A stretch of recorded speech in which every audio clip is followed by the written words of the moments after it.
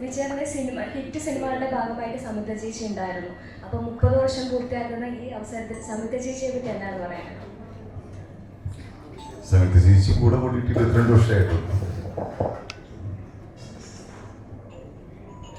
ഒന്നുകൂടി ക്ലിയർ ആയിട്ട് അല്ല, തീർച്ചയായിട്ടും എനിക്ക് ഒരുപാട് സപ്പോർട്ടുണ്ട്. ഒരു ഫാമിലി ബാക്ക്ഗ്രൗണ്ട് നമുക്ക് കറക്റ്റ് ആയാൽ മാത്രമല്ല നമുക്ക് ഫ്രീ ആയിട്ട് സിനിമകളൊക്കെ ചെയ്യാം.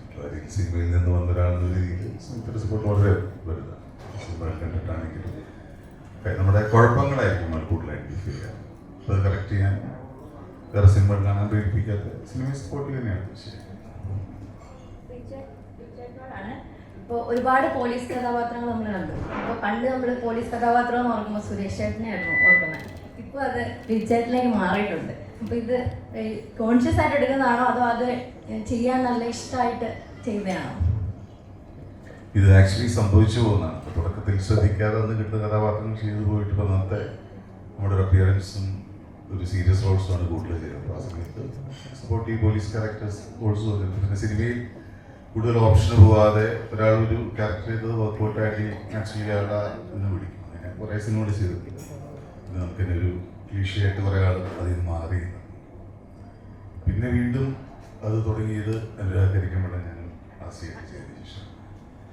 പിന്നെ പോലീസ് ക്യാരക്ടേഴ്സ് വരും, പലത് ഒഴിവാക്കണം. പക്ഷേ ചില കഥകൾ നമുക്ക് ഭയങ്കര ഇഷ്ടമാവും ചെയ്യാൻ.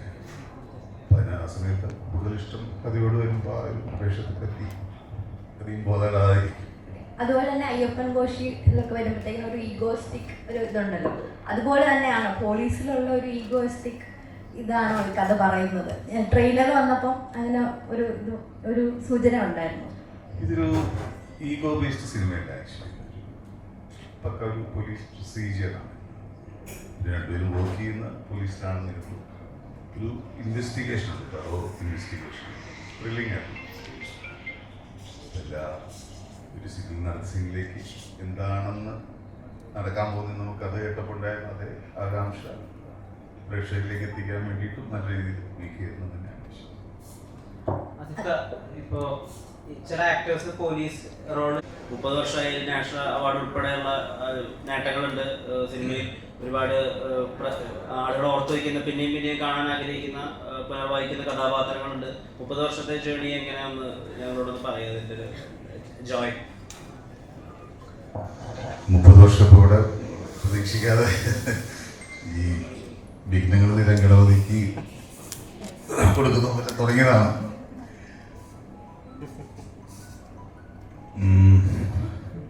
ഒരുപാട് സന്തോഷമുണ്ട് എനിക്ക് നരിച്ചു. ഈ ജേർണി എന്ന് പറഞ്ഞാൽ അൺഎക്സ്പെക്റ്റഡ് ആയിട്ട് തുടങ്ങിയതാണ്. അന്നൊന്നും സീരിയസ് അല്ലായിരുന്നു. ആക്ച്വലി എന്താണ് ചെയ്തതെന്നറിയാതിരിക്കുന്ന സമയത്ത് തുടങ്ങി. സിനിമയൊന്നും കുറേ കാലം കഴിഞ്ഞ് നമ്മുടെ ജീവിതമാർഗ്ഗതാണെന്ന് അറിഞ്ഞ് കുറച്ചുകൂടെ സിനിമയെ സീരിയസ് ആയിട്ട് കാണാനും സ്നേഹിക്കാനും കുഴപ്പമില്ലാതെ ഈ വർഷം വരപ്പോൾ വളരെ സന്തോഷം. ഇങ്ങനെ 30 വർഷം പോലൊന്നുമില്ലാതെ സിക്കാൻ പറ്റുന്ന ഭാഗ്യമായിട്ട്. ഇപ്പോൾ ഈ അടുത്ത് ഇറങ്ങിയ നമ്മുടെ മലയാളത്തിൽ ഇറങ്ങിയ പോലീസ് സിനിമകളൊക്കെ തന്നെ കുറേ കൂടി പോലീസുകാരുടെ അവരുടെ വർക്കിലെ ചാലഞ്ചസ് അവരുടെ പേഴ്സണൽ ലൈഫും കൂടിയാണ് പറഞ്ഞിട്ടുണ്ടായിരുന്നത്. ഇപ്പോൾ ജോസഫ് ആയാലും ശരി, ശ്രദ്ധിക്കപ്പെട്ട ഇലവിഴ പുഞ്ചിരായാലും ശരി, കണ്ണൂർ സ്കോഡ് ഉൾപ്പെടെ അത് അന്വേഷകരിലേക്ക് കൂടി നീളുന്ന സിനിമയായിരുന്നു. അപ്പോൾ തലവനിൽ നമ്മളിപ്പോൾ പണ്ടൊക്കെ കണ്ടിട്ടുള്ള ഈ ആവനാഴിയൊക്കെ പോലെ ഭയങ്കര റോ ആയിട്ടുള്ള പോലീസ് ഓഫീസേഴ്സ്, അവരുടെ ഭയങ്കര പവർഫുൾ ആയിട്ടുള്ള കുറേ സീൻസ് ഒക്കെ ഉള്ള അങ്ങനത്തെ ഒരു ടൈപ്പ് ഓഫ് സിനിമയാണോ? അല്ല, ഒരുപാട് സ്ലോ മോഷനും പഞ്ച് ഡയലോഗും ഉള്ള അങ്ങനത്തെ ഒരു പാറ്റേൺ അല്ല. സെമി റിയലിസ്റ്റിക് ആയിട്ടുള്ള ഒരു സിനിമയാണ്. ആവശ്യത്തിന് ഡ്രാമയുണ്ട്. സാങ്കല്പികമായ ഒരു സ്ഥലത്ത് നടക്കുന്ന, കൃത്യമായി ഈ ഭൂപ്രദേശത്ത് നടക്കുന്നതൊന്നും പറയാതെ ഒരു സാങ്കല്പികമായ സ്ഥലത്ത് നടക്കുന്ന ചേപ്പനം തോട്ട എന്ന് പറയുന്ന ഞങ്ങൾ സാങ്കല്പികമായ പേരാണ്. അവിടെ നടക്കുന്ന പോലീസ് പ്രൊസീജിയർ ഇൻവെസ്റ്റിഗേഷൻ്റെ പോലീസ് പ്രൊസീജിയർ സ്റ്റോറിയാണ്. പോലീസിൻ്റെ ഹൈറാർക്കി വിഷയമായിട്ടുള്ള, പോലീസിലെ ഈഗോ വിഷയമായിട്ടുള്ള, എന്നാൽ ഒരു കൃത്യമായ ഒരു കഥയും അതിനകത്ത് കഥാപാത്രങ്ങൾക്കെല്ലാം കൃത്യമായ ബയോഡാറ്റയും ഒരു കൃത്യമായ അന്വേഷണമുള്ള ഫോർമുലയിലാണ് ഞാനിത് കൺസീവ് ചെയ്തിരിക്കുന്നത്. അങ്ങനെ തന്നെയാണ് ഷൂട്ട് ചെയ്തിരിക്കുന്നത്. നോർമലി ജിസ് ജൂലി എന്ന് പറയുമ്പോൾ മലയാളി പ്രേക്ഷകർക്ക് ഇന്ന് റിലേറ്റ് ചെയ്യാൻ പറ്റുന്ന ഫാമിലി എന്റർടൈനിങ് അല്ലെങ്കിൽ കൊമേഴ്ഷ്യൽ ആയിട്ട് എല്ലാവർക്കും എൻജോയ് ചെയ്യാൻ പറ്റുന്ന സിനിമകളുള്ള ഒരാളാണ് താങ്കൾ. അപ്പം അതിൽ നിന്ന് മാറി ഒരു ത്രില്ലർ ജോണിലേക്ക് അല്ല അത് ബ്രേക്ക് ചെയ്യണം എന്ന് കരുതിയിട്ടാണോ അതോ അല്ല? അങ്ങനെയല്ല, ഡെലിബറേറ്റ്ലി അങ്ങനെ ബ്രേക്ക് ആയതല്ല. എനിക്ക് ഈ ഇന്നലെ വരെ എന്ന് പറഞ്ഞ സിനിമയുടെ ഷൂട്ടിംഗ് നടക്കുമ്പോഴാണ് ഈ കഥ 2 റൈറ്റേഴ്സിന് എടുത്തൊന്ന് പറയുന്നത്. അപ്പോൾ അത് വളരെയധികം ഇഷ്ടപ്പെട്ടപ്പോൾ നമ്മളെപ്പോഴും അങ്ങനെയാണ്, നെക്സ്റ്റ് സ്റ്റെപ്പ് ആർട്ടിസ്റ്റിനോട് ഒന്ന് പറഞ്ഞു നോക്കാം, അവർക്കും നമുക്ക് തോന്നി അതേ എക്സൈറ്റ്മെന്റ് തോന്നുമെന്ന്. അങ്ങനെ ഫസ്റ്റ് ആസിഫിനോട് പറഞ്ഞു, ആസിഫിന് വളരെയധികം ഇഷ്ടപ്പെട്ടു.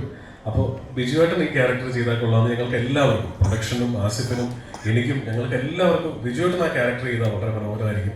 അപ്പോൾ ഞാൻ നേരത്തെ പറയുന്നു, ഇപ്പോൾ സൺഡേ ഹോളിഡേയിൽ ശ്രീനിവാസൻ സാർ ജോയിൻ ചെയ്തപ്പോൾ കിട്ടിയ ഒരു കോൺഫിഡൻസ് ഉണ്ട്. അതേ അളവിലുള്ള കോൺഫിഡൻസ് ആണ് ഈ സിനിമയിൽ ബിജുവേട്ടൻ ഇത് കഥ കേട്ട് ഓക്കെ പറഞ്ഞപ്പോൾ ഞങ്ങൾക്ക് തോന്നിയത്. കാരണം ബിജുവേട്ടന് ശരിക്കും ഒരു പോലീസ് ബാക്ക്ഗ്രൗണ്ടുള്ള ആളാണ്. അച്ഛൻ പോലീസായിരുന്നു, പോലീസ് ക്യാമ്പിൽ വളർന്ന ഒരാളാണ്. സോ സെറ്റിൽ എപ്പോഴും ഞങ്ങൾക്ക് എന്തിനും റെഫറൻസ് കൃത്യമായിട്ട് ചോദിക്കാവുന്ന, ഞങ്ങൾ കറക്റ്റ് ചെയ്യുന്ന ഒരാളാണ്. പിന്നെ ബിജുവേട്ടൻ്റെ ഒരു ഹ്യൂജ് ഫാനാണ് ഞാൻ. അറിയാം, ഇപ്പം നമ്മൾ കേക്ക് കട്ട് ചെയ്തു 30 വർഷമായിട്ട് നമ്മൾ ബിജുവേട്ടനെ കണ്ടോണ്ട്, ഇത് ചെറിയ കാര്യമല്ല 30 വർഷം എന്ന് പറയുന്നത്.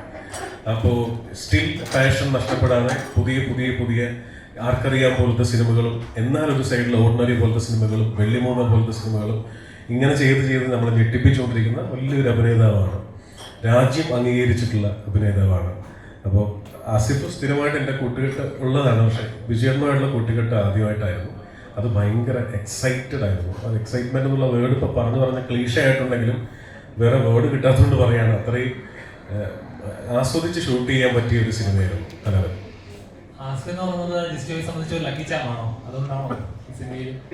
തീർച്ചയായിട്ടും എനിക്ക് അങ്ങനെ പ്രത്യേകിച്ച് അങ്ങനെ ഒരു ലക്കി ചാം എന്നുള്ള വേർഡിനപ്പുറം വിശ്വാസത്തിനപ്പുറം ഇതുവരെ ചെയ്ത സിനിമകൾക്കൊക്കെ ആസിഫ് ഫിറ്റ് ആയിരുന്നു കഥാപാത്രം. ഇതുവരെ ചെയ്ത എല്ലാ പടങ്ങളും, ഇപ്പോൾ ഈ സിനിമ ഉൾപ്പെടെ. അപ്പോൾ അത് ട്രെയിലർ കണ്ടവർക്ക് മനസ്സിലാവും, 2 പേര് കട്ടയ്ക്ക് പിടിച്ച് ചെയ്തിട്ടുണ്ട്. അപ്പോൾ അങ്ങനെയാണ് അതിനെ കാണുന്നത്.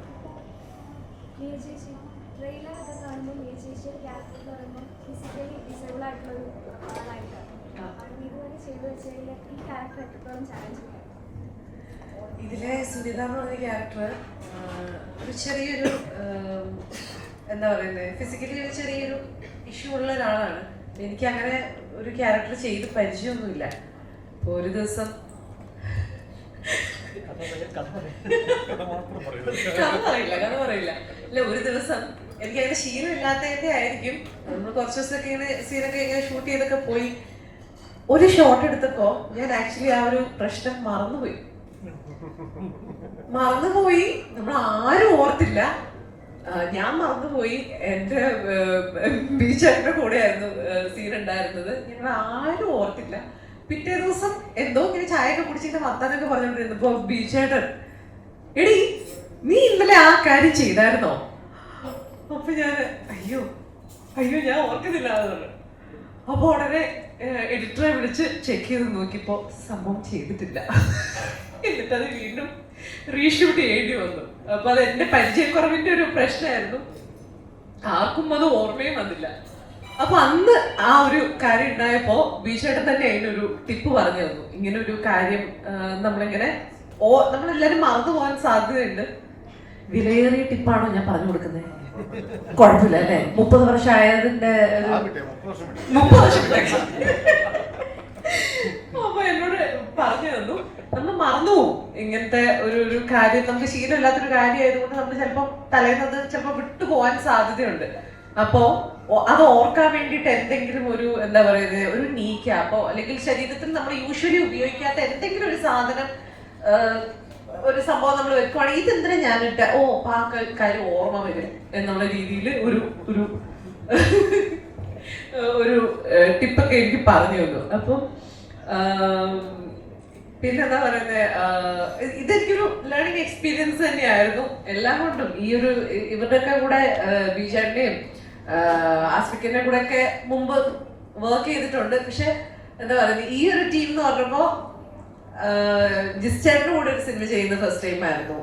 അനുചേട്ടൻ്റെ ഒരു പടത്തിൽ വരുന്ന ഫസ്റ്റ് ടൈം ആണ്. അപ്പൊ അതുകൊണ്ട് എന്താ പറയുന്നത്, സന്തോഷമുള്ള ദിവസങ്ങളായിരുന്നു. ആ ദിവസങ്ങളൊക്കെ ഒത്തിരി സന്തോഷമുള്ള ദിവസങ്ങളായിരുന്നു. വിജയന്റെ ഹിറ്റ് സിനിമകളുടെ ഭാഗമായിട്ട് സമിത ചേച്ചി എപ്പോഴും ഉണ്ടായിട്ടുണ്ടായിരുന്നു ഒരു കാലഘട്ടത്തിൽ. ഞങ്ങളെല്ലാം ഹാപ്പി ആയിരിക്കും. അതെ അതെ അതെ അതെ. ചെന്നൈയിൽ നിന്ന് വിഷു ഷൂട്ടിംഗ് ഇടയ്ക്കുന്നാണ് വന്നത്. അവിടെ സാറിന്റെ ശിവകാർത്തികേയൻ അഭിനയിക്കുന്ന സിനിമയിൽ വിശേഷനാണ് പ്രധാന വേഷം ചെയ്യുന്നത്. അപ്പോൾ അവിടെ നിന്നാണ് അദ്ദേഹം വന്നത്. വലിയ ഫൈറ്റ് സീക്വൻസുകളൊക്കെയാണ് അവിടെ നടക്കുന്നതെന്നൊക്കെയാണ് പറഞ്ഞത്.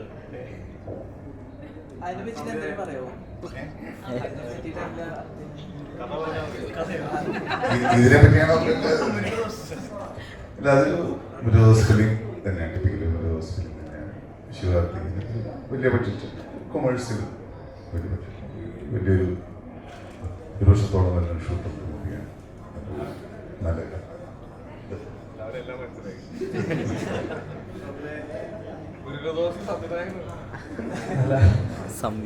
സംവിധായകനാണ്. ഇപ്പൊ നിലവില് വളരെ ചർച്ചാ വിഷയമായ ചില കാര്യങ്ങളുണ്ട്. ജാതി പറയാൻ പാടില്ല സിനിമയിൽ, അതുപോലെ മറ്റു പല പല സമൂഹത്തിൽ നിലനിൽക്കുന്നത് ആയ പല കാര്യങ്ങളും സിനിമയിൽ വന്നു കഴിഞ്ഞാൽ അത് ചില ആൾക്കാർക്ക് അത് ഭയങ്കരമായിട്ട് വേദനിപ്പിക്കുന്നു, അല്ലെങ്കിൽ ഒരു പ്രത്യേക അജണ്ട വെച്ച് സംസാരിക്കുന്നു എന്നുള്ള രീതിയിലൊക്കെ വരുന്നത്. ഇവരൊരു സംവിധായകൻ എന്നുള്ള രീതിയിൽ അതിനെയൊക്കെ എങ്ങനെയാണ് കാണുന്നത്? ഈ ഒരു സ്റ്റേറ്റ്മെന്റിനോടൊക്കെ എങ്ങനെയാണ് കാണുന്നത്? ഈ സ്റ്റേറ്റ്മെന്റ് എങ്ങനെ കാണുന്നു? എനിക്ക് സിനിമ ആരെയും മുറിവേൽപ്പിക്കാനുള്ള ഒരു ഉപകരണം അല്ല എന്നുള്ളൊരു വിശ്വാസമുണ്ട്. അത് ഉറപ്പായിട്ടും എത്ര കാലം സിനിമ ചെയ്തു, അല്ലെങ്കിൽ ഈ മാധ്യമങ്ങളിൽ എത്ര കാലം ഉണ്ടോ അത്രയും കാലം അടിയുറച്ച് വിശ്വസിക്കുന്ന ഒരു കാര്യമാണ് ഒരു സമൂഹത്തെയും, പ്രത്യേകിച്ച് മതസമൂഹത്തെ ഒരു കാരണവശാലും പ്രഖ്യാനുള്ള, മുറിവേൽപ്പിക്കാനുള്ള ഉപാധിയല്ല ഏറ്റവും പവർഫുൾ ആയിട്ടുള്ള മീഡിയം എന്ന് പറയുന്ന സിനിമ. കാരണം ഈ ലോകത്തെല്ലാം നഷ്ടപ്പെട്ടിരിക്കുമ്പോഴും ദൈവമേ എന്ന് വിശ്വസിച്ച്, ഒരു മതത്തിൽ വിശ്വസിച്ച്, ഒരു ബിലീഫിൽ പോകുന്ന ആൾക്കാരുണ്ട്. അവരുടെ കോൺഫിഡൻസ് കളയുന്ന ഒരു പരിപാടിയും എനിക്ക് സപ്പോർട്ട് ചെയ്യാൻ പറ്റുന്നതല്ല. പിന്നെ നമ്മളിവിടെ ഈ നാട്ടിൽ ജീവിക്കുമ്പോൾ ഈ നാട്ടിൻ്റെ നിയമങ്ങളുണ്ട്. ഇപ്പം നമ്മൾ പുകവലി ആരോഗ്യത്തിന് ഹാനികരം എന്ന് എഴുതി കാണിക്കുന്നത് പോലെ സെൻസർ ബോർഡും അതിന് നിഷ്കർഷിച്ചിരിക്കുന്ന ആൾക്കാരും എന്ത് പറയുന്നോ അതിനെ പാലിച്ചുകൊണ്ട് സിനിമ ചെയ്യാന്നുള്ളതാണ് ഞാൻ പറയുന്ന കാര്യം. അതൊന്നും വെല്ലുവിളിക്കാനായിട്ട് ആഗ്രഹിക്കുന്ന ഒരാളാണ് ഞാൻ പേഴ്സണലി. സക്സസ്ഫുൾ ആയിട്ട് സിനിമ വരട്ടെ ഞങ്ങൾ ആശംസിക്കുന്നു. ഒരുപാട് പേർ കഷ്ടപ്പാടാണ്. സെറിന്റെ ഫസ്റ്റ് എക്സ്പീരിയൻസ് കൂടിയാണ്. അത് വലിയൊരു ഹിറ്റ് ആവട്ടെ. 24-ാം തീയതി കാണാൻ വരുന്ന പ്രേക്ഷകരോട് എന്താണ് പറയാനുള്ളത്? 24-ാം തീയതി കാണാൻ വരുന്ന പ്രേക്ഷകരോട് നമ്മൾ എല്ലാ സിനിമയും, ഞങ്ങളുടെ സിനിമ മാത്രമല്ല എല്ലാ സിനിമയും വളരെ ഹാർഡ് വർക്ക് ചെയ്ത് ഉണ്ടാക്കുന്ന സിനിമകളാണ്. അപ്പം കോവിഡൊക്കെ വന്നിരിക്കുന്ന സമയത്ത് നമ്മൾ അത്ഭുതപ്പെട്ടിട്ടുണ്ട്, നമ്മൾ ആശങ്കപ്പെട്ടിട്ടുണ്ട് ഇനി ഒരു നല്ല കാലം ഉണ്ടാവും, തിയേറ്ററിലേക്ക് ആൾക്കാർ തിരിച്ചു വരുമോ എന്നൊക്കെയുള്ളൂ. പക്ഷെ അതൊക്കെ മാറിയിട്ട് മലയാളം സിനിമ എന്ന് പറയുമ്പോൾ നമ്മൾ മനസ്സുകൊണ്ട് 1000 സെല്യൂട്ട് അടിക്കുന്ന ഒരു കാലത്താണ് ജീവിക്കുന്നത്.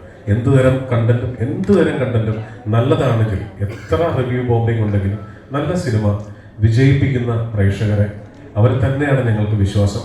അതുകൊണ്ട് തന്നെ ഞങ്ങൾ ഒരു രീതിയിലുള്ള വീരവാദമോ ക്ലെയിമോ ഈ സമയത്ത് ഞങ്ങൾ ചെയ്യുന്നില്ല. 24-ാം തീയതി നിങ്ങൾ കണ്ടിട്ട് തീരുമാനിക്കും തലവൻ എങ്ങനെയുണ്ടെന്നുള്ളത്. നിങ്ങൾ എൻ്റർടൈൻ ചെയ്യിക്കാനുള്ള രീതിയിൽ പക്ക കൊമേഴ്ഷ്യൽ സിനിമയായിട്ടാണ് ഇത് ഷൂട്ട് ചെയ്തിരിക്കുന്നത്.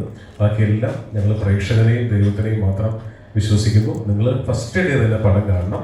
നിങ്ങൾക്ക് എന്ത് തന്നെ തോന്നിയാലും ആത്മാർത്ഥമായിട്ടുള്ള ഹോണസ്റ്റ് ഒപ്പീനിയൻ നിങ്ങളുടെ പ്ലാറ്റ്ഫോമിൽ നിങ്ങൾ എഴുതണം, നിങ്ങൾ പറയണം. Thank you. തലവലില് അതേപോലെ പ്രേക്ഷകൻ ഞെട്ടിക്കുന്ന ഒരു കഥാപാത്രമാണോ? ഒരു കഥാപാത്രം മാത്രമായിട്ടല്ല തലവലി, നല്ലൊരു ഫയറുള്ളൊരു സ്റ്റോറിയാണ് ആക്ച്വലി. പിന്നെ അതിലത്തെ സീൻസ് എല്ലാം സ്റ്റേഷനുമായിട്ട് കണക്റ്റഡ് ആണ്. പിന്നെ ഒരേ സ്റ്റേഷനുള്ള 2 പേര് ഇൻവോൾവ്ഡാണ് പറയാൻ പറ്റില്ല. അപ്പോൾ അതിൻ്റെ ഒരു ഫയർ ഉണ്ട്. ഓരോ സീൻ ടു സീൻ പോകുമ്പോൾ ഓൾമോസ്റ്റ് നമ്മൾ ഓർഡറിലാണ് ഷൂട്ട് ചെയ്യുന്നത്. ഒരു ഗ്രാഫും പേസും ഒക്കെ നമുക്ക് അഭിനയിച്ചുകൊണ്ട് വരുമ്പോൾ സ്ക്രിപ്റ്റുള്ളതിനേക്കാൾ എനിക്കാണ് ജസ്റ്റ് ഒരുപാട് ഈ പെർഫോം ചെയ്ത് വരുന്നതിനനുസരിച്ച് ഇംപ്രൂവൈസ് ചെയ്തിട്ട് ഡയലോഗ്സും അതിൻ്റെ ഒരു ടെമ്പോ ഏരിയയിലൊക്കെ നന്നായിട്ട് മാറ്റി. ഞാൻ ഓരോ സീനിനും ആവശ്യമില്ലാത്തൊരു സീൻ ഈ മൂവിയിലില്ല. ഒരു സീൻ അടുത്ത എന്താണെന്ന് അറിയാണ്ട് ഒരു ആകാംക്ഷ നിലനിൽക്കൊണ്ടു പോകുന്ന രീതിയിൽ പെർഫോമൻസ് എല്ലാ സീനും പെർഫോം ചെയ്ത സീൻസ് തന്നെയാണ്. ലൈറ്റ് സീൻസ് വളരെ കുറവാണ് ആക്ച്വലി സിനിമയിൽ. എല്ലാ സീൻസിലും അങ്ങനെ ഒരു ആകാംക്ഷയുണ്ട്. പേടിയില്ല. നമ്മളെ സിനിമ വിജയിക്കുമ്പോൾ എൻ്റെ അഭിപ്രായത്തിൽ നമ്മുടെ കൂടെ ഒരു സിനിമ ഇറങ്ങുന്നു, ആ സിനിമ വലിയ വിജയമാകുന്നു, ഉറപ്പായിട്ടും തിയേറ്ററിലേക്ക് പ്രേക്ഷകർ വരും, അല്ലേ? തിയേറ്ററിലേക്ക് പ്രേക്ഷകർ വരുന്ന സമയത്ത് സിനിമ ഉണ്ടാവുക എന്ന് പറയുന്നത് തന്നെയാണ് ഏറ്റവും വലിയ കാര്യം. ഭയങ്കര ഡ്രൈ ആയിട്ട് തിയേറ്ററിലേക്ക് ആൾ വരാൻ സമയത്ത് വേറൊരു സിനിമയില്ല, എന്നാൽ നമ്മുടെ സിനിമ ഇറക്കാമെന്ന് പറയുന്നതിൽ കാര്യമില്ല. സിനിമ പ്രേക്ഷകർ തിയേറ്ററിലേക്ക് വരുന്ന സമയത്ത് ഏറ്റവും ആവേശത്തോടെ തിയേറ്ററിലേക്ക് പ്രേക്ഷകർ വരുമ്പോൾ സിനിമ ഇറക്കുന്നത് തന്നെയാണ് സന്തോഷം. പിന്നെ മമ്മൂക്കൊക്കെ ഒരു സ്റ്റാർ നമ്മൾ അങ്ങനെ ഒരു ചിന്തയെ നമ്മൾ മനസ്സിൽ പോകുന്നില്ല. അത് അദ്ദേഹത്തിന്റെ വലിയ സിനിമയാണ്, വലിയ ക്യാൻവാസിലുള്ള സിനിമയാണ്. അത്തരം സിനിമ വന്ന് പ്രേക്ഷകർ തിയേറ്ററിലേക്ക് വരുമ്പോൾ തന്നെ നമ്മുടെ സിനിമയ്ക്ക് നമ്മളെയും സപ്പോർട്ട് ചെയ്യുന്ന പ്രേക്ഷകർ തന്നെയാണ് വിശ്വാസം. ഈ കഥാപാത്രങ്ങളെ ബാലൻസ് ചെയ്യാൻ എത്രത്തോളം ശ്രമിച്ചിട്ടുണ്ട്? കാരണം പറഞ്ഞാൽ ഒരു കഥാപാത്രം മുന്നിൽ പോവാനോ ഒരു കഥാപാത്രങ്ങളെ ബാലൻസ് ചെയ്യാൻ എത്രത്തോളം ശ്രമിച്ചിട്ടുണ്ട്? ഇപ്പൊ ആസിഫിക്കയുടെ കഥാപാത്രം മുകളിൽ പോകാനോ പാടില്ല, അല്ലെങ്കിൽ ബിജുചേട്ടന്റെ കഥാപാത്രം താഴെ പോകാനോ. എപ്പോഴും 2 ഹീറോസിനെ വെച്ച് സിനിമ ചെയ്യുമ്പോൾ, ഒന്നിലധികം ഹീറോസിനെ വെച്ച് ചെയ്യുമ്പോൾ എപ്പോഴും ശ്രദ്ധിക്കുന്ന, അത് എഴുത്തിൽ ശ്രദ്ധിക്കേണ്ട ഒരു കാര്യമാണ് എനിക്ക് തോന്നുന്നു. എഴുത്തിലും അതിനൊപ്പം തന്നെ മേക്കിങ്ങിലും. കാരണം 2 പേരും ഫേസ് വാല്യൂ ഉള്ള, 2 പേരും മാർക്കറ്റ് വാല്യൂ ഉള്ള, ഫാൻസ് ഉള്ള, എന്താ പറയുക, അങ്ങനത്തെ 2 താരങ്ങളാണ്. സോ ഫസ്റ്റ് ശ്രദ്ധിക്കുന്നത് 2 പേർക്ക് നമ്മളായിട്ടൊരു കുഴപ്പം ഉണ്ടാക്കരുത്. പിന്നെ എത്രത്തോളം ഇത്രയും പൊട്ടൻഷ്യൽ, ഹൈ പൊട്ടൻഷ്യൽ ആയിട്ടുള്ള 2 ആർട്ടിസ്റ്റുകളാണ്. അവരെ എത്രത്തോളം ജെല്ല് ചെയ്ത് ഉപയോഗിക്കാൻ പറ്റും, ഇത്ര മനോഹരമായിട്ട് ഉപയോഗിക്കാൻ പറ്റും എന്നുള്ളത് ശ്രദ്ധിച്ചിട്ടുണ്ട്. അത് എനിക്കിവിടെ സിനിമ ഇവർ 2 പേരും കണ്ടതാണ്. അത് ഒരാൾ മുകളിൽ ഒരാൾ താഴെ അങ്ങനെ ആക്കിയിട്ടല്ല ഈ സിനിമ തുടങ്ങുന്നതും തീരുന്നത്. എന്തുകൊണ്ട് തലയിലെന്ന് വരുന്നു? തലയിലല്ല, തലവൻ ഈ പറയുന്ന ഈ സിനിമയിൽ എവിടെയും നമ്മൾ ആരാണ് തലവനെന്ന് ഇതുവരെ ഞങ്ങൾ പറഞ്ഞിട്ടില്ല. അത് സിനിമ കണ്ടിട്ട് തീരുമാനിക്കേണ്ട ഒരു കാര്യമാണ്. തീർച്ചയായിട്ടും ഞാൻ ഇതിന്റെ റൈറ്റർ എന്ന് വെച്ചാൽ സംഭാഷണം എഴുതിയിട്ടുള്ള ആളാണ്. അതേ തിരക്കഥ വേറെ 2 പേരെ എഴുതിയിരിക്കുന്നു. ഞാൻ ഇതിനെ സംവിധായകൻ എന്നുള്ള രീതിയിൽ പറയാം. ഇത് ഞാൻ മനസ്സിലാക്കുന്ന തലവൻ സിസ്റ്റം തന്നെയാണ്. പോലീസിലെ വളരെ വാരീഡ് ആയിട്ടുള്ള സിസ്റ്റം തന്നെയാണ് ഇവിടെ തലവൻ എന്ന് പറയുന്നത്. ജിസേട്ടൻ ഇപ്പോൾ റിവ്യൂ ബോംബിംഗ് ഓഡിയൻസിനെ തിയേറ്ററിലേക്ക് എത്തിക്കുന്നില്ല എന്നുള്ളൊരു തോന്നലുണ്ട്. അതോ പ്രേക്ഷകരോട് എന്താണെന്ന് പറയാനുള്ളത്? ഒരിക്കലും അങ്ങനൊരു തോന്നലില്ല, ഒരിക്കലുമില്ല. അതിനെ നമുക്ക് ഒരിക്കലും ആ ഒരു വിഷയത്തെ എതിർത്ത് ജയിക്കാൻ പറ്റില്ല. അത് എതിർക്കുന്ന ശുദ്ധ മണ്ടത്തരവുമാണ്. കാരണം കാശ് കൊടുത്ത് സിനിമ കണ്ട ഒരാൾക്ക് അവനവൻ്റെ അഭിപ്രായം എവിടെ നിന്നും പറയാം. വീട്ടിൽ നിന്ന് പറയാം, ക്യാമറ നോക്കി പറയാം, കലിങ്കൻ്റെ മുകളിൽ നിന്ന് പറയാം, ബസ്സിലിരുന്നും ട്രെയിനിലിരുന്നും പറയാം. അതിനൊരിക്കലും നമുക്ക് എതിർത്ത് ജയിക്കാൻ പറ്റില്ല. അതിനെ വെൽക്കം ചെയ്യാൻ മാത്രമേ പറ്റുന്നുള്ളൂ. നമുക്ക് ഒന്ന് ആലോചിച്ച് നോക്കി. ഇപ്പോൾ അരുൺ പറഞ്ഞതിൻ്റെ തുടർച്ചയാണ് ഞാൻ പറയുന്നത്. കഴിഞ്ഞ ഈ 5 മാസത്തിനുള്ളിൽ എത്ര വലിയ 100 crore 50 crore അവിടെ നിൽക്കട്ടെ, എത്ര മനോഹരമായ സിനിമകളാണ് നമ്മുടെ ഇൻഡസ്ട്രി സമ്മാനിച്ചത്. മറ്റു ദേശത്തുള്ള ഇപ്പോൾ ബീച്ചേട്ടൻ പറയുകയാണ്, ബീച്ചേട്ടൻ മുരുകദോസിന്റെ സിനിമയാണ് ഇപ്പോൾ ചെയ്തുകൊണ്ടിരിക്കുന്നത്. മറ്റ് സിനിമയിലുള്ള മറ്റ് ഇൻഡസ്ട്രിയിലുള്ള ആൾക്കാർ നമ്മുടെ ഇൻഡസ്ട്രിയിലെ ആൾക്കാരെ അങ്ങോട്ട് കൊണ്ടുപോകുന്നു. അവർ മലയാള സിനിമയെ വളരെ പോസിറ്റീവായിട്ട് ഉറ്റുനോക്കുന്നു എന്ന് പറയുന്നത് തന്നെ ഈ കാലത്ത് സിനിമ ചെയ്യാനുള്ള ഏറ്റവും വലിയ ധൈര്യമാണ്. എന്ത് കണ്ടന്റും ഇപ്പോൾ സിനിമയാക്കാൻ പറ്റുമല്ലോ. അത് വെൽക്കമിങ് ആണ് കേട്ടോ. ഒരു രീതിയിലും അത് വോൾഹാർട്ടഡ്ലി പറയുന്നതാണ്. നമുക്ക് ഒരിക്കലും അവരെ കുറ്റം പറയാനോ എതിർക്കാനുള്ള അവകാശമില്ല. അങ്ങനെ വിശ്വസിക്കുന്ന ഒരാളാണ്. ചേട്ടൻ സിനിമകളിലെ ഡയലോഗുകളുണ്ടല്ലോ, എതിരെ നിൽക്കുന്നതിന്റെ ഉള്ള മനുഷ്യനെ പേരിലേക്ക് തോന്നിട്ടുള്ളത് ചേർക്കാനാണ്. അപ്പൊ ഈ പടത്തിന് ഡയലോഗ് എഴുതുമ്പോൾ അങ്ങനെയുള്ള നന്മ നിറഞ്ഞ ഡയലോഗുകൾ എഴുതാൻ പറ്റാത്തതിലൊരു സങ്കടമായിരുന്നു.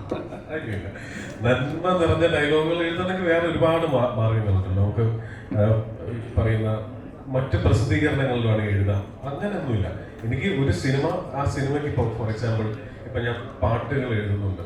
ഇപ്പം സൺഡേ ഹോളിഡേയിൽ മഴപാടും കുളിരായി എന്നുള്ള പാട്ട് എഴുതിയത് ഞാനാണ്. ഒരു നോക്ക് കാണുവാൻ കാത്തിരുന്നവൻ മിഴിയകന്ന് പോയോ എന്ന് എഴുതിയതും അതേ സിനിമയിൽ തന്നെ കണ്ടോ നിന്റെ കണ്ണിൽ പ്രചണ്ഡനം എഴുതിയതും ഞാൻ തന്നെയാണ്.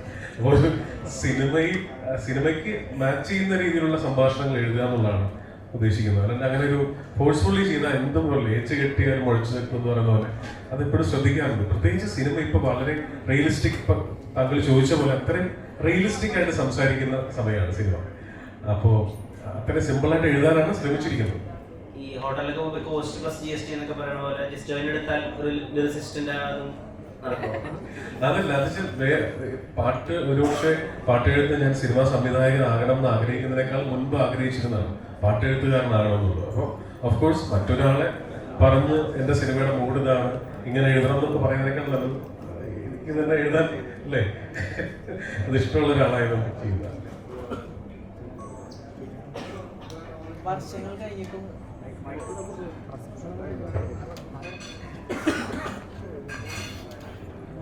കഴിഞ്ഞിട്ടും ആസിഫയുടെ ഇപ്പോൾ ഉപയോഗിക്കപ്പെടുന്ന 2 സീൻസാണ്.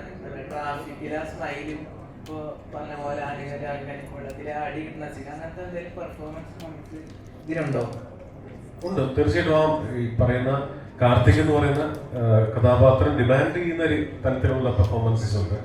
ഈ പറയുന്ന എന്താ പറയുക, ഒരു ഡയറക്ടറുടെ കൈ കിട്ടുമ്പോൾ പൊട്ടൻഷ്യലുള്ള രണ്ട് ആർട്ടിസ്റ്റുകൾ, ഏത് ആർട്ടിസ്റ്റിനെ കൈ കിട്ടിയാലും നമുക്കത് ഉപയോഗപ്പെടുത്താൻ പറ്റിയില്ലെങ്കിൽ അത് മറ്റാർക്കും അതിൻ്റെ ഉത്തരവാദിത്തം ഷെയർ ചെയ്യാൻ ഞാൻ ആഗ്രഹിക്കുന്നില്ല. അവരുപയോഗിക്കാൻ പറ്റിയിട്ടില്ലെങ്കിൽ അത് എൻ്റെ മാത്രം മിസ്റ്റേക്കാണ്. ഉപയോഗിച്ചിട്ടുണ്ടെങ്കിലും അതെൻ്റെ മാത്രം പ്ലസ്സാണ്. അത് എല്ലാ ഡയറക്ടേഴ്സിനും എല്ലാ റൈറ്റേഴ്സിനും അതിന് തന്നെയാണ്. പ്രത്യേകിച്ച് ഇവർ ചെയ്തിരിക്കുന്ന കഥാപാത്രങ്ങളെ കുറിച്ച് നമ്മൾ പറയുന്നത് നേരത്തെ പറഞ്ഞ പോലെ ആർക്കറിയാമോ ചെയ്തത് വിജുവേട്ടനാണ്. അതേ വിജുവേട്ടൻ തന്നെയാണ് ഓർഡിനറിയും വെള്ളിമുഖയും ചെയ്തത്. അപ്പുറത്ത് ശ്രീവാച്ചൻ കെട്ടിയോളാണ് മാലാക, ഷോൾഡർ ചെയ്യാൻ ഭയങ്കര ബുദ്ധിമുട്ടുള്ള കഥാപാത്രമാണ്, ഉയരയിലെ കഥാപാത്രം. അപ്പോൾ അത്രയും ഹൈ പൊട്ടൻഷ്യൽ ആയിട്ടുള്ള ആർട്ടിസ്റ്റുകളെ കിട്ടുമ്പോൾ ഏറ്റവും മനോഹരമായിട്ട് ഉപയോഗിക്കാൻ ശ്രമിച്ചിട്ടുണ്ട്. ബാക്കി നിങ്ങൾ കണ്ടിട്ട് പറയും. ഇപ്പോൾ നീമ്പോണിക്ക് ദിലീപ് ശ്രീനിവാസൻ എന്ന പോലെ ആശിഷക്ക് എന്താണ് ജിസ്റ്റോയ് ആണല്ലോ, ഒരു ഏത് സമയത്ത് ഒരു താങ്ങായിട്ട് വരും. അങ്ങനെ തോന്നുന്നുണ്ട്, ഒരു കോംപ്ലിമെന്റ് അല്ലേ അത്? കറക്റ്റ് സമയത്തല്ല വരുന്നത്. കറക്റ്റ് സമയത്ത് അങ്ങനെ പറഞ്ഞത് സിനിമ നന്നാവട്ടെ എന്നല്ലേ? ഇത് കറക്റ്റ് സമയത്ത് കുറച്ച് ഫെയിലിയറിലെ സിറ്റുവേഷനോ കടന്നു പോകുന്ന സമയത്ത് താങ്ങായി സപ്പോർട്ടായിട്ട് വരുന്നതാണ് അതാണ് ഉദ്ദേശിച്ചത്. അങ്ങനെ തന്നെയല്ലേ? അതായത് അങ്ങനെയല്ല. ഞാൻ എപ്പോഴും ആസിഫിനെ എനിക്ക് താങ്ങായിട്ടാണ് എനിക്ക് തോന്നിയിട്ടുള്ളത്. കാരണം ബൈസൈക്കിൾ ദിവസം മുതൽ എത്രയോ ആർട്ടിസ്റ്റിനോട് കഥ പറഞ്ഞിട്ട് അവർക്ക് ആർക്കും മനസ്സിലാവാത്ത സിനിമയാണ് ആസിഫ് എനിക്ക് കൈ തന്നത്. അപ്പം അന്ന് മുതൽ എനിക്ക് നിങ്ങൾ പറയുന്നത് ഡിപ്ലോമസി കൊണ്ട് പറയുന്നതല്ല, തിരിച്ചാണ് തോന്നുന്നത്. 1.5 വർഷം കൂടുമ്പോഴെങ്കിലും ഒരു സിനിമ ചെയ്യാൻ ഇദ്ദേഹം ഉള്ളതുകൊണ്ട് പറ്റുന്നുണ്ട്.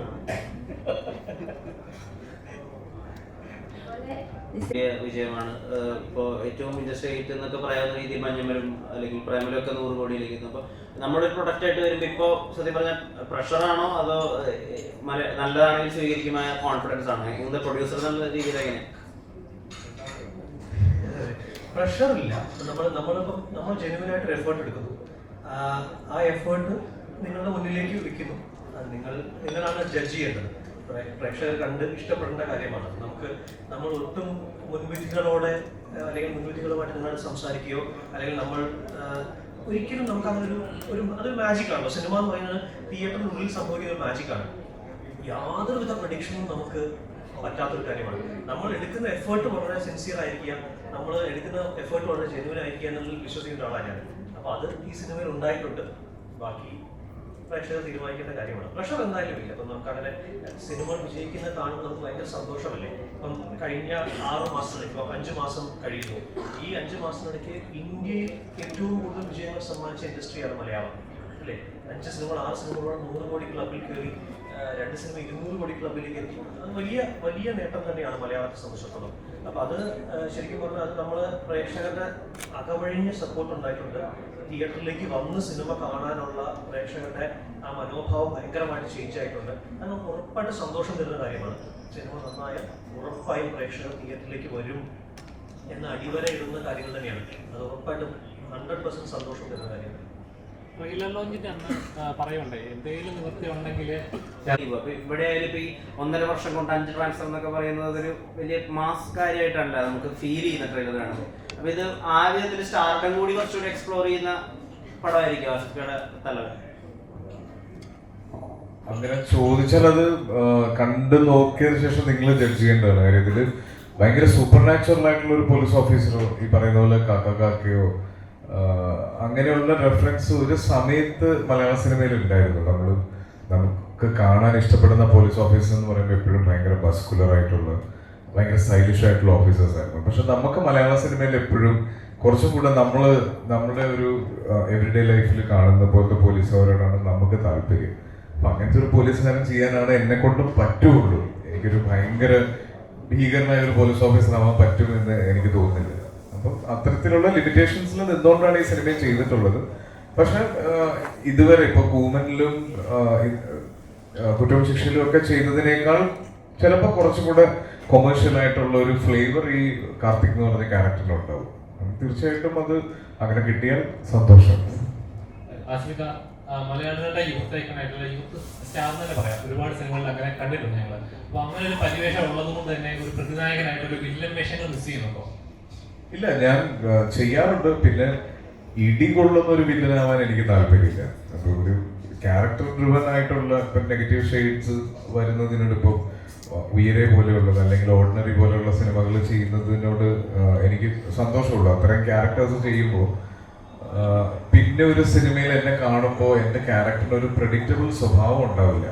ഇയാൾ നായകനാണ്, അതുകൊണ്ട് ഇയാളുടെ എൻഡിങ് ഭയങ്കര പോസിറ്റീവായിരിക്കും എന്നുള്ളൊരു പ്രഡിക്ഷനിലേക്ക് പോകാതെ എല്ലാതരം ക്യാരക്ടേഴ്സും ചെയ്യാൻ പറ്റും. ഇവൻ ചിലപ്പോൾ ചതിച്ചേക്കാം, ചിലപ്പോൾ ഇവൻ നന്നായേക്കാം എന്നുള്ളൊരു തോന്നൽ അങ്ങനെ മിക്സ് ചെയ്ത് ക്യാരക്ടേഴ്സ് ചെയ്യുന്നുണ്ട് കിട്ടും. അപ്പോൾ അങ്ങനെ അത്തരത്തിൽ നെഗറ്റീവ് ഷെയ്ഡ്സ് ചെയ്യാനും എനിക്ക് താല്പര്യമുണ്ട്.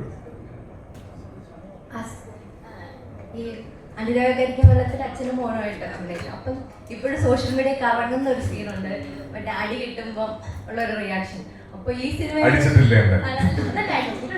ഈ സിനിമ വരുമ്പോൾ അതിനൊരു പ്രതികാരം തീർക്കാനുള്ള ഒരു അവസരം കിട്ടിയോ? ഞാൻ പറഞ്ഞില്ല, എല്ലാവർക്കും ഒരു ആഗ്രഹമുണ്ട്. ആഗ്രഹം കൊണ്ടല്ല, അങ്ങനെ ഒരു അവസരം കിട്ടിയോ? ഇല്ല, അങ്ങനെ ഒരു അവസരം കിട്ടിയിട്ടില്ല. അതെ, എനിക്ക് പക്ഷെ ബീച്ചറിന്റെ കൂടെ ചെയ്ത ക്യാരക്ടേഴ്സ് എല്ലാം നോട്ടീസ് ചെയ്യപ്പെട്ടിട്ടുള്ള ക്യാരക്ടേഴ്സാണ്. അത് ഇൻക്ലൂഡിങ് ഓർഡിനറി ആയാലും ഇപ്പൊ കരിക്കുംവെള്ളം എടുത്ത് പറയണം.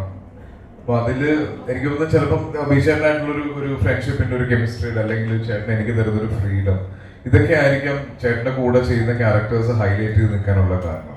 കരിക്കുംവെള്ളം പേഴ്സണലി ഞങ്ങൾക്ക് രണ്ടുപേർക്കും, രഘുവിനെയും അഭിയെയും ഞങ്ങൾക്ക് രണ്ടുപേർക്കും ഇഷ്ടമുള്ള ക്യാരക്ടേഴ്സാണ്. ആ അച്ഛനും മോനുമായിട്ട് ശരിക്കും ഈ സിനിമയുടെ ട്രെയിലറിൽ പറയുന്നുണ്ടല്ലോ, ഞങ്ങൾ കണ്ടിട്ട് ഇരട്ടപ്പെട്ടതാണെന്ന് തോന്നുന്നില്ല. അപ്പൊ അതുപോലെ എന്തോ ഒരു റിലേഷൻ ഞങ്ങളുടെ ഇടയിൽ ഉണ്ട് എന്ന് എനിക്കൊരു വിശ്വാസമുണ്ട്.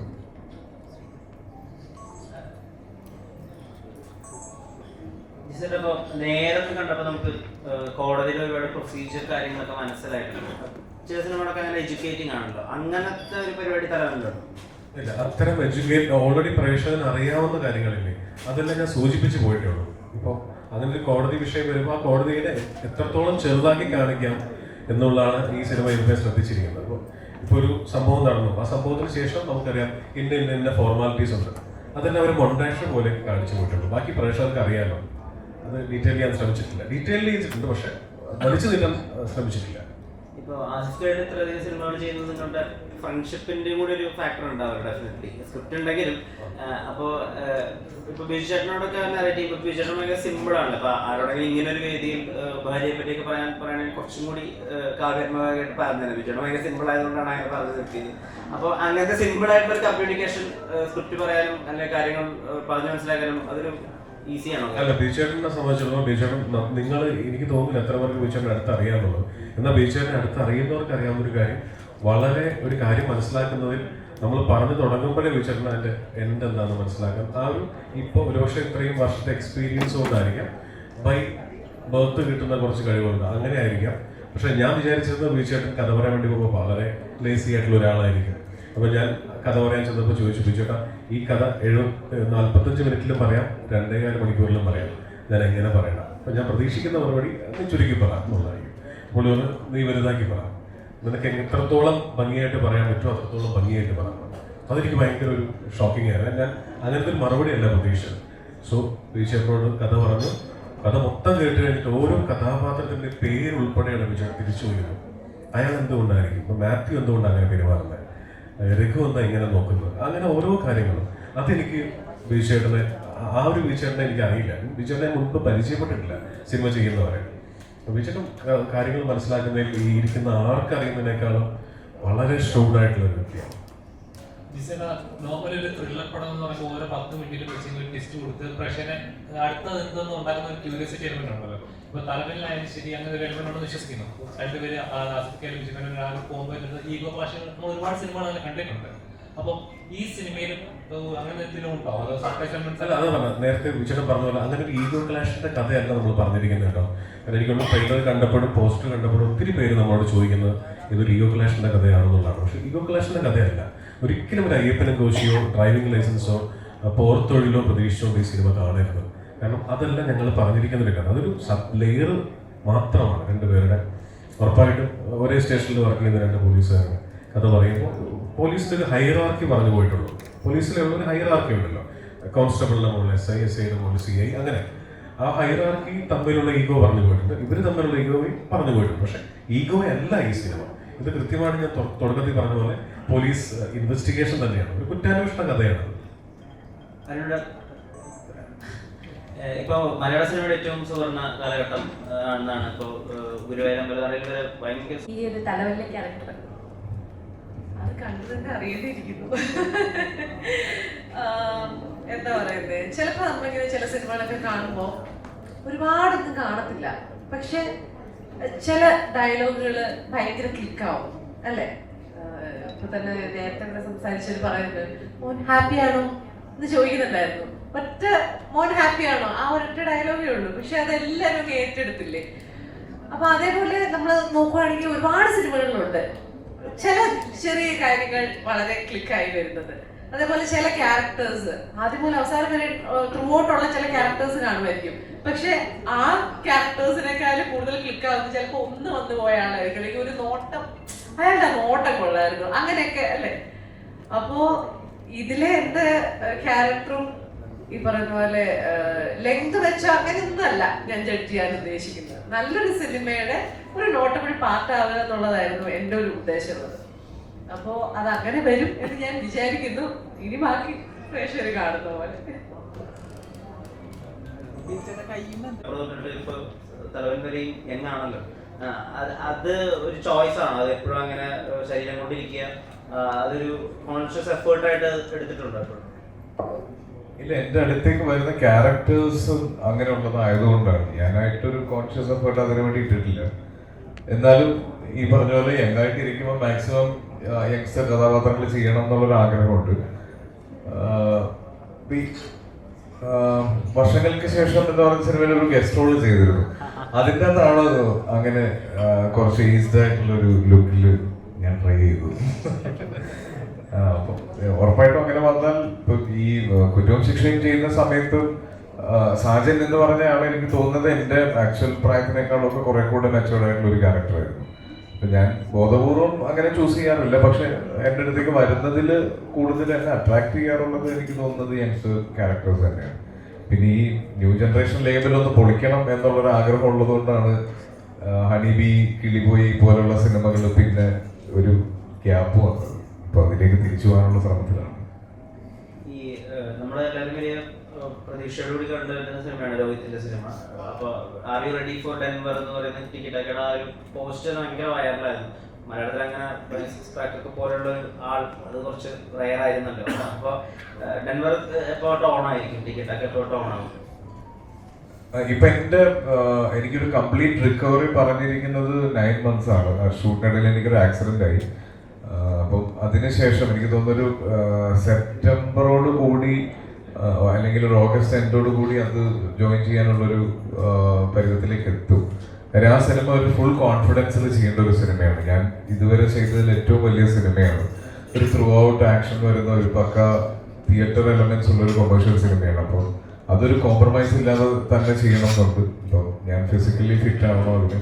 അപ്പോൾ അതിനുള്ളൊരു എഫേർട്ട് ഞാൻ എൻ്റെ ലൈഫിൽ ഏറ്റവും നല്ല ഷേപ്പിൽ ഇരിക്കുമ്പോഴാണ് എനിക്ക് ആക്സിഡന്റ് പറ്റിയത്. പിന്നെ അതെല്ലാം ഒലിച്ചു പോയി. ഇപ്പൊ രണ്ടാമത് ഞാൻ സെറ്റ് ചെയ്തുകൊണ്ടിരിക്കുകയാണ്. ആക്ച്വലി ബിസിനസ്സുകൾ എന്നുള്ള വിധത്തിൽ എടുത്തു നോക്കുകയാണെങ്കിൽ ഏറ്റവും അധികം സക്സസ് പെർസെൻറ്റേജ് കുറവുള്ള ഒരു കാര്യമാണ് സിനിമ. എന്നിട്ട് നമ്മൾ സിനിമ ചെയ്യണമെങ്കിൽ അതിനോട് നമുക്ക് ആ പാഷൻ വേണം, ഇഷ്ടം വേണം. ഇപ്പോൾ ആദ്യ സിനിമയാണല്ലോ ഈ സിനിമ പ്രൊഡ്യൂസ് ചെയ്തേക്കാം, ആ ഒരു ഐഡിയ അത് തലവെന്ന സബ്ജക്റ്റിനോടുള്ള ഇഷ്ടം കൊണ്ടാണ്. അല്ല, ഒരിക്കലുമല്ല. കാരണം ജനറൽ ബേസിൽ നമ്മൾ ഒട്ടുമിക്ക മലയാള പടങ്ങളുടെയും ഭാഗമായിട്ട് പ്രവർത്തിക്കാൻ എനിക്ക് സാധിച്ചിട്ടുണ്ട്. അപ്പോൾ അതിനെ എനിക്ക് കുറച്ച് നാളെ അറിയാം, അതുപോലെ ആസിനെ അറിയാം. അങ്ങനെ ഒരു പ്രൊജക്റ്റ് വന്നപ്പോൾ ഇതിനു മുമ്പ് പല പ്രൊജക്റ്റും ഞങ്ങൾ ട്രൈ ചെയ്തു, പക്ഷെ നടന്നില്ല. ഇതിങ്ങനെ ഒരു പ്രൊജക്റ്റ് ഓണായി വന്നപ്പോൾ പെട്ടെന്ന് സ്റ്റാർട്ട് ചെയ്തു. അതിൽ ബിസിനസ് ഒരു എലമെന്റ് ഉണ്ട്, but something to do with a good film. വിജയം കുറച്ചൊക്കെ പറഞ്ഞ പോലെ അല്ലെങ്കിൽ പ്രേക്ഷകരെ ഞെട്ടിക്കുന്ന ആക്രിയൻ സിനിമയിലെ കഥാപാത്രം പോലെ അല്ലെങ്കിൽ റീസെന്റ് ആയിട്ട് പ്രേക്ഷകർ ഏറ്റവും കൂടുതൽ ഞെട്ടിയ ഗിരിധലിന്റെ ആ കഥാപാത്രമുണ്ട്. അപ്പം സുരേഷേട്ടനായിട്ട് പോലീസ് സ്റ്റേഷൻ നടക്കുന്ന ചേട്ടൻ സൈക്കോ മോഡിലേക്ക് ചെയ്യുന്നത് ഫസ്റ്റ്. പിന്നെ എനിക്ക് ഭയങ്കര ഇഷ്ടമുള്ള ഇപ്പൊ ഞാൻ പറഞ്ഞത് ഇപ്പൊ ലാൽ സാറിനെ എനിക്ക് ഭയങ്കര ഇഷ്ടമാണ്. ഞാൻ ഒരുപാട് പരസ്യങ്ങൾ അദ്ദേഹത്തെ വെച്ച് സംവിധാനം ചെയ്യാനായിട്ട് 50-55 പരസ്യങ്ങൾ സംവിധാനം ചെയ്യാനുള്ള ഭാഗ്യം ഉണ്ടായിട്ടുണ്ട്. പക്ഷെ സിനിമ ചെയ്യാൻ പറ്റിയിട്ടില്ല. അതുപോലെ ആഗ്രഹമുള്ള ഒരാളാണ് ബിജുവേട്ടൻ. ഞാനിപ്പോഴും ഓർക്കുന്നുണ്ട്, ഞാൻ ഓർഡിനറി എന്ന് പറയുന്ന സിനിമയിൽ ജിഷ്ണുവിന് വേണ്ടിയിട്ട് ഞാൻ ശബ്ദം കൊടുത്തത്. അപ്പോൾ അത് ഡബ് ചെയ്തുകൊണ്ടിരിക്കുമ്പോഴാണ് ആദ്യമായിട്ട് പാലക്കാട് ഭാഷ ഒരാൾ മനോഹരമായിട്ട് കൈകാര്യം ചെയ്യുന്നത്. കാരണം ഞാനൊരു ഡബിങ് ആർട്ടിസ്റ്റായിട്ട് തുടങ്ങിയാണ് 2000-ൽ. അപ്പോൾ എനിക്കറിയാം ഒരു ഡബിങ്ങിൽ ആർട്ടിഫിഷ്യൽ അല്ലാതെ ഒരു ആക്സെന്റ് പിടിക്കൽ എന്ത് ബുദ്ധിമുട്ടുള്ള കാര്യമാണ്. അങ്ങനെ ആക്സെന്റ് പിടിക്കുന്നതിൽ ഞാൻ കണ്ടിരിക്കുന്ന ഏറ്റവും വലിയ കില്ലാടി എന്ന് പറയുന്നത് മമ്മൂക്കയാണ്. അതിപ്പോൾ പറയേണ്ട ആവശ്യമില്ല. രാജമാണിക്യമാണെങ്കിലും റാഞ്ചിയേട്ടനായിക്കോട്ടെ, നിങ്ങൾ ശ്രദ്ധിച്ചിട്ടുണ്ടാകും രാപ്പകൽ എന്ന് പറയുന്ന സിനിമയിൽ അദ്ദേഹം പാലക്കാട് പിടിച്ചിരിക്കുന്നത്, ലൗഡ് സ്പീക്കർ, വേഷം എന്ന് പറഞ്ഞ സിനിമയിൽ കോഴിക്കോട് പിടിച്ചിരിക്കുന്നത്. അത്രയും സട്ടിലായിട്ട് ഭാഷ പിടിക്കുന്ന ഒരാൾ നമ്മൾ എപ്പോഴും ഞെട്ടിയിരിക്കുന്ന മമ്മൂക്കയെ കണ്ടിട്ടുണ്ട്. അതുപോലെ ഒരു ഞെട്ടലായിരുന്നു എനിക്ക് ഓർഡിനറി കണ്ടത്. കാരണം പാലക്കാട് ഭാഷ അത്രയും മനോഹരമായിട്ടാണ്. അപ്പോൾ അതിൻ്റെ ഞാൻ ഡബ് ചെയ്തതിന് നെക്സ്റ്റ് ഡേ എനിക്ക് സംയുക്ത ചേച്ചിയെ വെച്ചിട്ട് ഒരു പരസ്യം ഉണ്ടായിരുന്നു. അപ്പോൾ ഞാൻ ചേച്ചിയോടാണ് ഞാൻ ആദ്യമായിട്ട് പറഞ്ഞത്, ചേച്ചി ബിജുവേട്ടൻ എനിക്ക് യാതൊരു പരിചയമില്ല, ചേച്ചി വീട്ടിൽ ചെല്ലുമ്പോൾ പറയണം ഞാൻ പടം കണ്ടു, അസലായിരിക്കുന്നു, ചേട്ടൻ മനോഹരമായിട്ട് ഡബ് ചെയ്തിട്ടുണ്ട്, അസലായിട്ടുണ്ടെന്ന് പറയുന്നത്. അതുപോലെ തന്നെ ഇപ്പൊ ഡബിങ്ങിന്റെ കാര്യം പറഞ്ഞോണ്ട് ചോദിക്കാണ്, പുഷ്പയുടെ ഡബിങ് വല്ലതും ആയോ? പുഷ്പ എനിക്ക് ജൂലൈയിലാണ് അവർ നമ്മളെ ബ്ലോക്ക് ചെയ്തിരിക്കുന്നത്, ഒരാഴ്ച ബ്ലോക്ക് ചെയ്തിട്ടുണ്ട് പുഷ്പ 2 ഡബിങ്ങിന് വേണ്ടിയിട്ട്. അത്രയും ഇപ്പം അറിയുള്ളൂ. അതുകൊണ്ടാണ് ഞാനൊരു 2.5 മണിക്കൂർ ഇരുന്ന് ഫുൾ അത് കേട്ടതിൻ്റെ കാര്യം. സീൻ ടു സീൻ പോകുമ്പോൾ നമുക്ക് അടുത്ത് കേൾക്കാൻ തോന്നുന്നു എന്ന് പറയുമ്പോൾ തന്നെ ഉണ്ടായിരുന്നു. ഒരുപടി മൂഡിലാണ്.